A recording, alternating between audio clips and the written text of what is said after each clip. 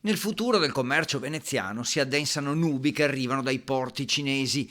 Centinaia di container pronti a salpare via mare per l'Italia e per Venezia sono bloccati al porto di Tianjin, uno dei più trafficati e dove è stato rilevato il primo caso della nuova variante Covid. Trasferimento così al porto di Shanghai, con un enorme intasamento che rischia di provocare allungamenti dei tempi e danni economici. Dal porto di Venezia va comunque detto che ufficialmente ci hanno comunicato che non ci sono conseguenze e ripercussioni per Venezia.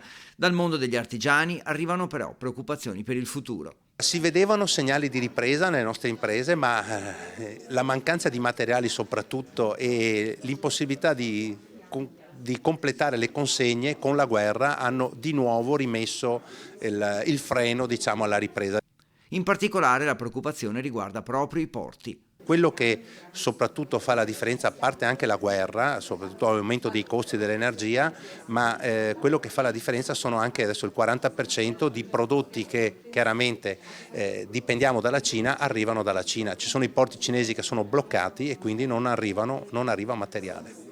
Le imprese rischiano così di dover fare i conti con una nuova strozzatura delle esportazioni cinesi. Aumenti dell'energia e mancanza di materie prime, per noi che in Italia, nel nostro territorio, soprattutto in Veneto, trasformiamo tutto in maniera molto efficace, in maniera molto artigiana, è chiaro che diventa una dipendenza veramente importante. Le imprese dunque vogliono reagire, ma si chiedono come fare, alla luce delle difficoltà sanitarie, ma anche per la guerra in Ucraina. Le prossime settimane saranno decisive.